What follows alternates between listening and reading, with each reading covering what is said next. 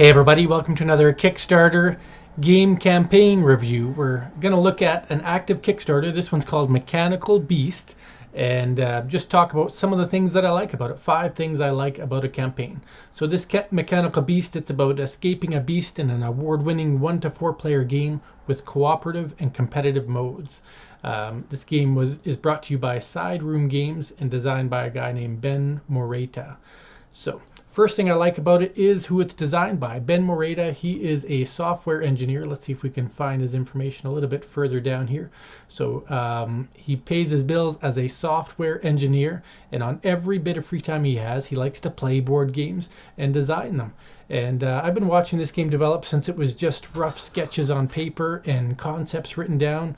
And then he put together a little print and play that I was able to build. I actually built the first tabletop simulator module for this just to test it out myself, and made it public for him to share with other people to play test. And I just really like how the concept of the game he put together, and the pieces rotate and the game changes in mid-stride to a whole different game concept. And I'll talk about that in a bit here.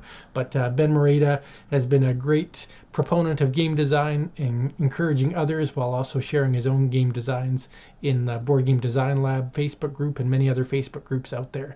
And it's just great to see his name on a game that's getting published via Side Room Games through Kickstarter. So that's the first thing I like, is the designer himself. The second thing I like is who he decided to publish with, Side Room Games. They've got some good track record behind them. If we take a look at some of their games, they've had Maquis. This had over 6,000 backers, and it was a reprint from the original Kickstarter, which had 3,000 backers. So we know they deliver. You wouldn't have twice as many backers if A, the game wasn't good, and B,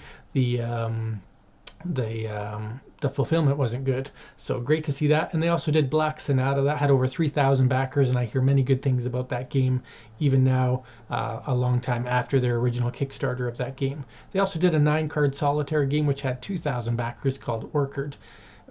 And Fallen Angels had almost 1,000 backers. Element of the Gods, a little bit less, 500 backers. I don't think it was as catchy of a game. But Mechanical Beast, as it stands now, is sitting at, what are we at here? I think I had it on the screen.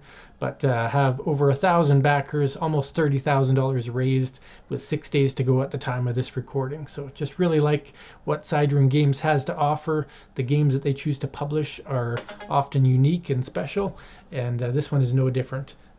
In the fact that it is very different.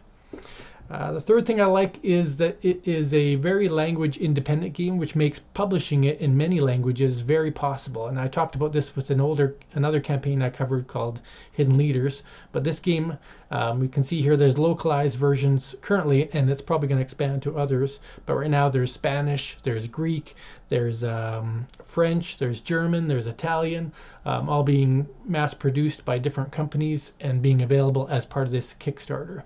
So when they go into production, by affiliating with all these different languages, they can drive down the cost, which allows them to produce more units and get a little bit more profit for people like Ben and Side Room Games, because they deserve it for bringing awesome games like this into our space. And it couldn't exist without the initial launches of Kickstarters to get people's attention and interest and awareness.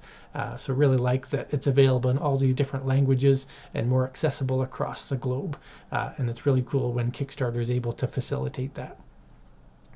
All right, the fourth thing I like is the video here and the how to play. So I'll just play through a little brief part. I'll skip this thematic part of the video. It's just a giant robot that you're going to go inside of, and go right into the video and how to play. So let's get into that, and it'll share a little bit about this. So you see it shows the rules, shows the components on the table. We can see the meeples images, and then what I really like is that as it gets into the video, it explains the rotation of the cards, and then the most important part of the game, when you hit that button, the whole game goes into a collapse mode. You're inside the robot, and pieces start to come off the board. So it shows that in the video, and it also shows it in the GIFs of the how to play if we scroll down a little bit here. So you get a very strong sense of what the game is about just by watching that very short video and watching these couple of GIFs. And I always like when games can show themselves very, very well on the Kickstarter page. You don't have to read the rulebook. Even though it's available, you don't have to read it to know what you're getting into. So that's cool.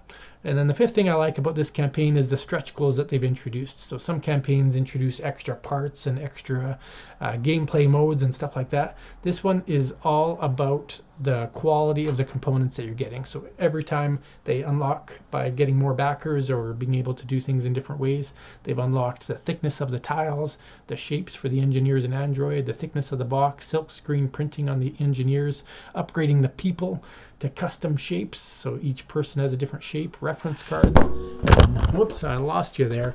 And then the last thing here, and I think this is the one that Ben's most excited about, it's coming up if they hit 35,000, which I'm quite confident they will, a 3D cardboard tile holding tower. And I've seen that in, I think it was King Domino or Queen Domino. Anyway, a tile holder can be really useful so that table doesn't, or the holder doesn't fall over, and just makes it a nice clean look. And it's got the mechanical beast on top, which is very thematic. So there you go. There's 5 things I like about Mechanical Beast.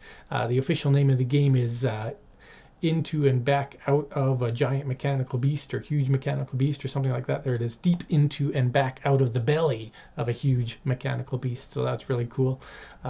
Just makes you understand what it is you're getting into, and that's that beast right there.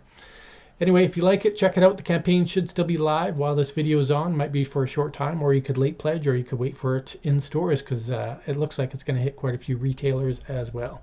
And as always, thanks for watching. If you like this campaign and have something you want to share about it, let me know in the comments. I'll be happy to read and reply and have some conversation around it. Take care.